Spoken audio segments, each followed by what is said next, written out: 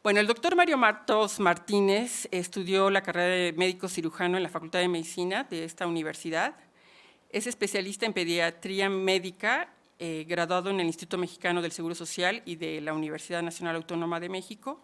Es especialista en nefrología también, graduado en el Instituto Mexicano del Seguro Social y también en la UNAM. Está certificado por el Consejo Mexicano de Nefrología. Es profesor titular de Clínica 1 de la Facultad de Ciencias de Salud Universidad Anáhuac Norte, México. Es profesor honorario del posgrado de Pediatría y Nefrología de la Facultad de Medicina de la UNAM. Es miembro del Colegio Mexicano de Nefrología del Instituto Mexicano de Investigaciones en Nefrología. Es socio de la International Pediatrics Nephrology Association, de la Asociación Latinoamericana de Nefrología Pediátrica, que es la LANEPE y quien está también certificando este curso. También de la Sociedad de Nefrología e Hipertensión y también de la Sociedad Internacional del Diálisis Peritoneal. Es autor de 15 capítulos de libros y de publicaciones nacionales e internacionales. Fue galardonado con el Premio a la Excelencia Académica en la Facultad de Ciencias de la Salud de la Universidad de Anáhuac. Y el doctor Mario Matos ha dado seguimiento a 2 pacientes con acidosis tubular renal, uno de ellos de 15 años que vamos a mostrar en la charla. Y bueno, los dejo con el doctor Mario Matos. Muchas gracias.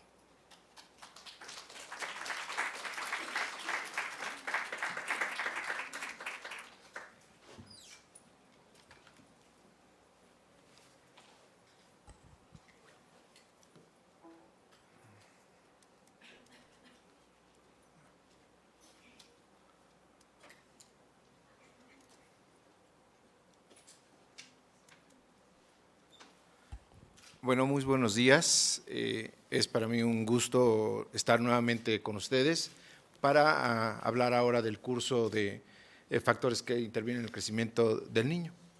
Es un doble gusto porque no voy a hablar de acidosis tubular, que es un tema que me fascina, pero que creo que hay cosas más importantes que charlar con todos los médicos que están en formación y con los que ya no, teóricamente ya terminaron de formarse. Una de las cosas que nosotros hemos insistido mucho con los médicos que están en formación, que es una responsabilidad también para uno, es que uno tiene que aprender a conceptualizar. Cuando nosotros no sabemos conceptualizar, empezamos a hablar de fisiopatología, empezamos a hablar de tratamiento, inclusive damos tratamientos para algo que ni siquiera entendemos cuál es el concepto básico de esto. A mí me toca hablar en esta ocasión del crecimiento y desarrollo, digamos, normal en los niños. Tengo 30 minutos y voy a ver si no morimos en el intento de hablar de un tema tan importante como es eso. Lo más importante es quizás que vengan las dudas y en la sesión de pláticas, de preguntas, a ver si las podemos resolver. ¿Qué es el crecimiento y qué es el desarrollo? Bueno, hay libros clásicos que dicen que el crecimiento es el aumento de la masa de las células en hiperplasia e hipertrofia, y eso está muy bien. Pero tenemos que verlo más desde el punto de vista antropológico. Y el crecimiento se define como un movimiento de la materia viva que se desplaza en el tiempo y en el espacio. Y esto es algo muy interesante porque es para todos los seres vivos que están precisamente en ese proceso de crecimiento y desarrollo. Y el desarrollo es la adquisición de funciones con alta complejidad bioquímica y fisiológica a través del tiempo. Fíjese cómo ahora ya metemos una variante importante que es el tiempo. Y que comprende 2 objetivos fundamentales en este caso, de la especie humana, que es la maduración, pero sobre todo la adaptación a su hábitat. Pero hay que ir un poquito más allá en esa definición y tendremos que decir que el crecimiento, que es este desplazamiento de la materia viva en el espacio y en el tiempo, puede ser positivo, neutro o negativo. Y este es un concepto que debemos tener presente. En la infancia, el crecimiento debe ser siempre positivo, es decir, un aumento en la síntesis y una disminución en la destrucción de la materia viva o en el movimiento de esta materia viva, de manera que el paciente pediátrico o el individuo, el niño, siempre va a tener un crecimiento positivo. Los adultos tienen un crecimiento neutro y los ancianos tienen un crecimiento negativo, o sea, hay un decrecimiento. Y en cuanto al desarrollo, que es este proceso que se experimenta en cada organismo y que va cambiando en el tiempo hasta alcanzar un estado de equilibrio. Y vamos a ver cómo todos los procesos biológicos tienden a estar en equilibrios. Cuando nosotros entendamos esto, vamos a ver que un proceso patológico es simple y sencillamente una alteración en el equilibrio de todas las funciones de crecimiento y desarrollo, y de ahí viene el proceso de la enfermedad.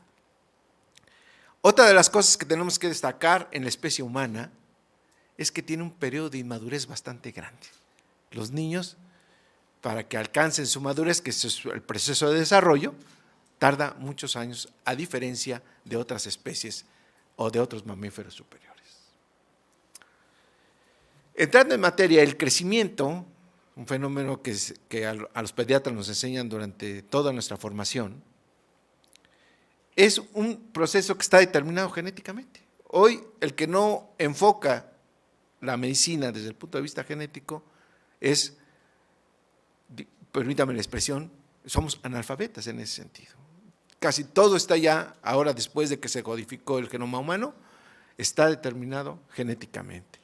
Y este tiene un mecanismo poligenético y que desde luego está modulado por una serie de factores epigenéticos o extragenéticos que intervienen. Y ahí es donde empieza la situación del crecimiento y desarrollo.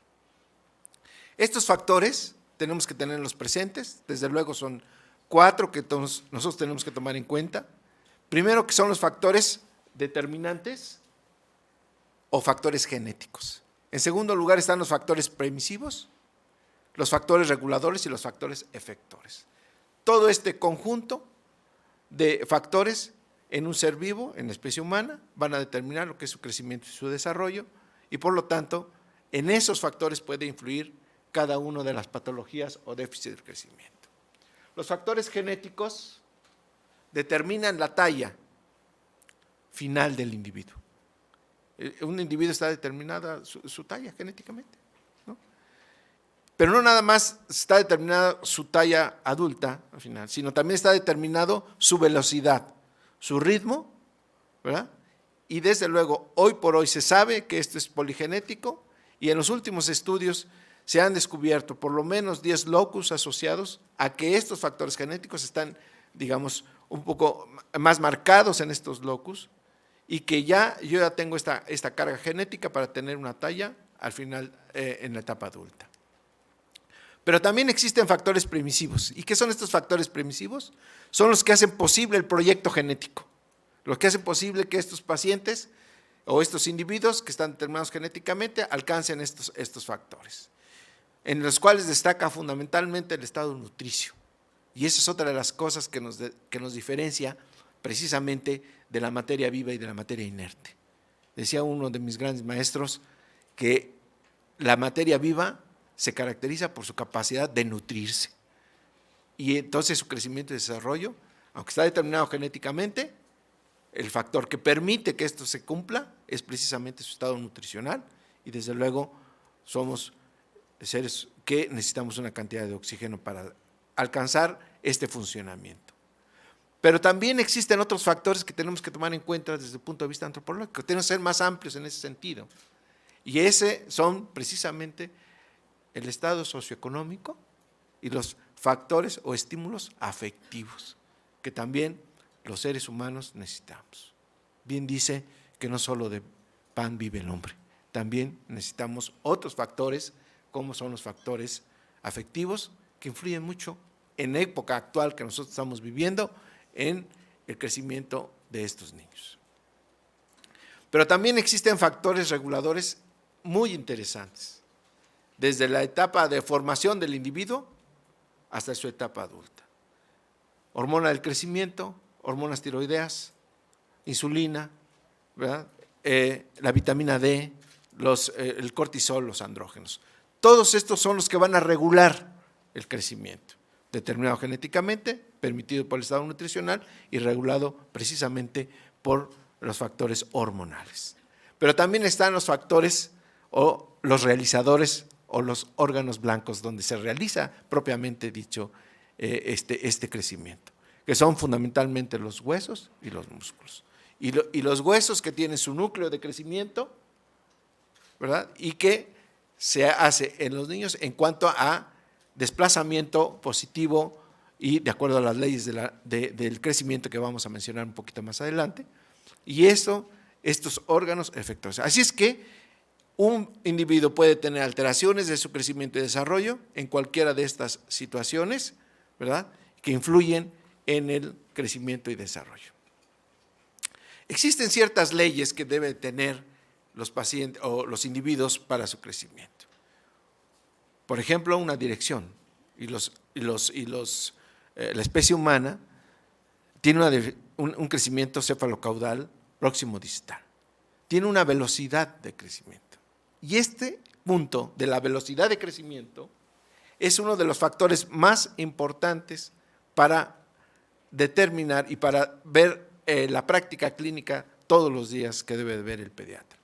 La velocidad de crecimiento, si no la entendemos en pediatría, empezamos a cometer una gran cantidad de errores en interpretación del crecimiento y desarrollo de los niños.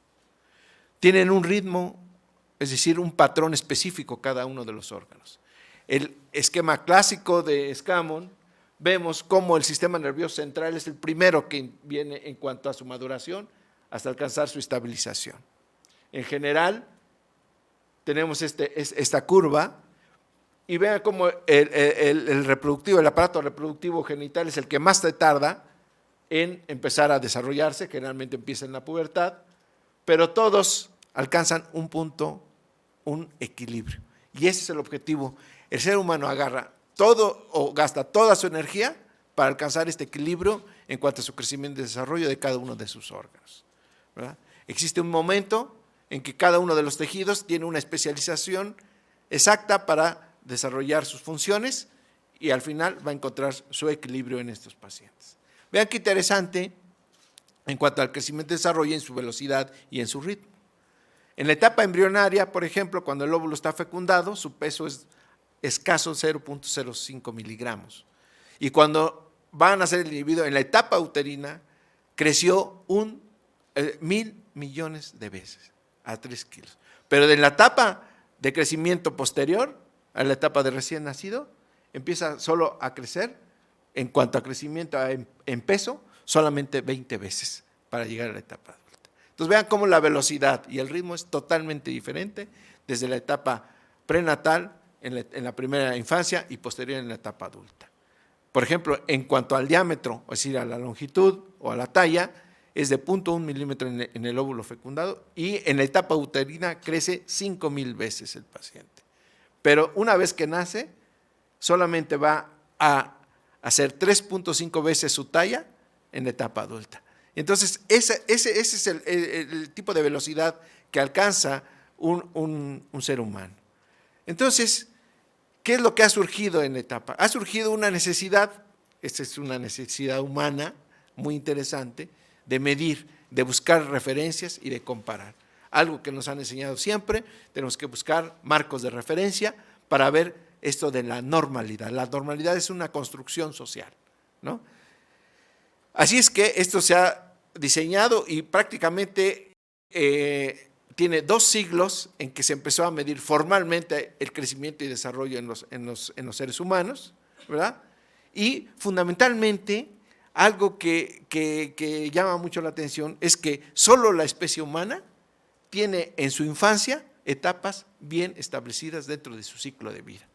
Y esa es la que nos toca ver a nosotros, a los pediatras o a los médicos en general. Entonces, por ejemplo, el paciente tiene un peso que empieza a incrementarse hasta que se estabiliza, pero tiene una velocidad de crecimiento interesante en una curva normal, ¿no? Como empieza a crecer y después su ritmo o su tasa de crecimiento prácticamente se nulifica. Y su velocidad de crecimiento es su aceleración, que es otro punto que nosotros estamos viendo, tiene solamente 2 puntos de aceleración en toda su vida. Y eso es lo que nosotros tenemos que ir aprendiendo a interpretar en cuanto nos toca ver a un paciente. En esta gráfica se observa el crecimiento en la talla definitiva, ¿verdad? que va a alcanzar un individuo, y vean ustedes cómo tiene esta curva que va ascendiendo y después se estabiliza. La curva de velocidad es muy interesante porque en la etapa prenatal su velocidad es extremadamente alta, pero vean cómo empieza a caer la velocidad de crecimiento, que se llama una etapa estable de crecimiento, y este punto es donde se aprovecha mucho el hecho de que el paciente llega con la mamá y dice, mi hijo dejó de crecer. Lo que aprecia el familiar es precisamente este fenómeno. Y entonces dicen, caray, este niño dice, efectivamente dejó de crecer, y empezamos los médicos, o por lo menos los pediatras que yo conozco, a empezar a dar cosas y a hacer diagnósticos que son totalmente equivocados, porque este es un fenómeno normal. Y entonces esta velocidad se disminuye, ¿verdad? Y la aceleración, solamente existe la aceleración en la etapa intrauterina, y después se desacelera hasta que vuelve a alcanzar un poquito en la etapa preescolar, pero en la etapa de la pubertad es donde empieza ya su curva de aceleración. Así es que este patrón lo debe uno de tener siempre guardado en la mente, porque eso, y uno debe de calmar a la familia. La cultura que tenemos hoy en día con los padres, que queremos que nuestros hijos sean superhombres, ¿no? Y cuando deja de crecer, la angustia que tiene el padre porque cree que su hijo ya no va a ser capaz de adaptarse a este medio ambiente, ¿no? Y entonces quiere tener niños Superman, niños Pancho Pantera, que era en mi época, niños superhombres, pero si somos chiquitos, ¿de dónde va a salir esta situación, ¿no? Entonces, y esto se aprovecha porque dicen, no, ya dejó de crecer el niño. Entonces, lo mínimo es que le empiezo a dar cosas, vitaminas, Pediasure, etcétera, y lo peor es que le empiezo a diagnosticar cosas que no existen, como la acidosis tubular. Vean ustedes esa otra curva, que es una combinación entre la velocidad de crecimiento, como esta velocidad en la etapa intrauterina es extremadamente alta, ¿no? En 9 meses o en un año crece 50 centímetros el individuo, pero después del nacimiento, cómo empieza a caer bruscamente. Hay un periodo estable y luego un periodo de aceleración. Este es un patrón, decíamos, que se presenta en cada uno de ellos. Pero que ha habido la necesidad del pediatra de medir y de tener marcos de referencia. Estos marcos de referencia, bueno, son dinámicos y uno tiene que tomarlos con mucho cuidado y no ser un dogma, porque también es otra de las cosas que hemos caído los pediatras. Decíamos desde 1771 que se empezó a medir a los individuos a través del tiempo, ¿verdad? Y que ya a finales del siglo XIX, principios del siglo XX, se empiezan a dar los formatos, dice en la primera infancia, que es del nacimiento a los 2 años, se ha visto epidemiológicamente cómo crece un ser humano, en los primeros 4 meses el peso incrementa 750 gramos, y la talla crece 3 centímetros. De los 5 a los 8 meses, 500 miligramos, y de los 9 a los 12 meses, 250 gramos, perdón, 500 gramos. Y después, en cuanto a la talla, 3 centímetros, 2 centímetros y 1.5 centímetros por mes. Y eso es más o menos así, pero no es exactamente, porque si dicen, sí, mi hijo no creció más que 749 gramos, ya lo llevan al doctor porque le falta uno. No, tenemos que tomar esto con flexibilidad. En la segunda infancia, que es la etapa preescolar y escolar, hay un crecimiento estable. Ahí es donde siempre se angustian los padres, porque su niño ya no creció como crecía en el primer año de vida.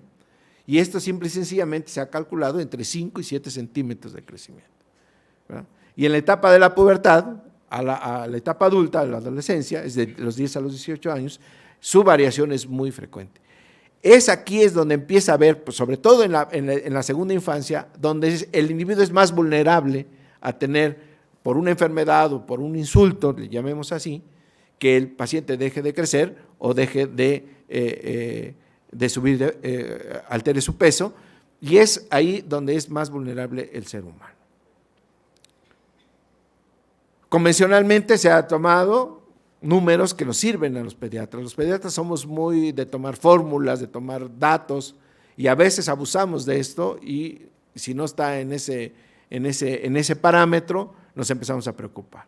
En el primer año se crece de 24 a 25 centímetros por año, en el segundo 8 centímetros por año, en el tercero 7, y de los 4 a los 9 años de 4 a 6 centímetros. Y vean ustedes cómo en la etapa de la pubertad casi volvemos a tener por lo menos una buena aceleración, y la gente así lo conoce, su estirón en la etapa de la pubertad, y que esto se nota claramente, y eso que está determinado genéticamente también tenemos que aprender. Pero también existe algo interesante, cuando el individuo tiene un efecto que nosotros vemos y afecta su talla y su peso en la etapa de estabilidad, y después se recupera. Vean ustedes cómo esta curva se sale de los canales percentilares, pero después alcanza inclusive un canal percentilar superior. Y eso es lo que se llama el catch-up, que le llaman, o una recuperación, que es mucho más fuerte que si el niño no hubiese tenido este insulto. Y entonces esta es una de las cosas que también nosotros hemos observado en algunos pacientes que les han hecho estudios equivocados de ciertas enfermedades, y que les dan algunas sustancias que estimulan este crecimiento, o por lo menos estimulan su hambre o su apetito, y el paciente come mucho mejor, como es precisamente el sodio. La Organización Mundial de la Salud, en base a estos estudios epidemiológicos, y volvemos a insistir que esto ha sido una necesidad social de crear parámetros de normalidad, que son cosas muy difíciles. Cuando nosotros revisamos las tablas que se hizo hace muchos años en México, resultaba que los mexicanos éramos mucho más altos que los norteamericanos, por ejemplo. Y esto es algo que nosotros tuvimos que tomar en cuenta, porque no es lo mismo el crecimiento en África, en los niños de África, que en América Latina o en Estados Unidos o en Europa. Entonces, lo que hizo la Organización Mundial de la Salud es tomar muestras de muchos individuos en las 5 regiones del mundo y hacer unas tablas percentilares, ¿sí? Sus promedios y sus desviaciones estándar, y creó las gráficas de crecimiento y desarrollo, es para niñas y para niños, y entonces de acuerdo a la edad cierto crecimiento. Entonces lo importante es que el individuo corra a través de estas gráficas, ¿verdad?, a través de estas curvas, y que su peso y su peso esté determinado fundamentalmente por su talla, ¿verdad?, y de acuerdo a un ritmo, decíamos, de crecimiento. Igual existe para los niños esta situación, su longitud o estatura de acuerdo a su edad y su peso de acuerdo a su talla. Hay una cantidad enorme de fórmulas y de medidas antropométricas que nos permiten a nosotros medir a través del tiempo cómo va creciendo el ser humano. Pero esta curva quizás es muy interesante, que nosotros lo podemos observar. Aquí, por ejemplo, vemos las curvas percentilares en cada uno de ellos, los canales percentilares, pero vemos, por ejemplo, un niño que está por debajo de las curvas percentilares, que son los círculos huecos, pero ese es un niño pequeño que crece normalmente, porque crece proporcionalmente o paralelamente a estas curvas de crecimiento. Y en los puntos oscuros se ve un niño grande, pero que crece anormalmente, porque la gráfica se tiende a ser aplanada y a salir al final del crecimiento.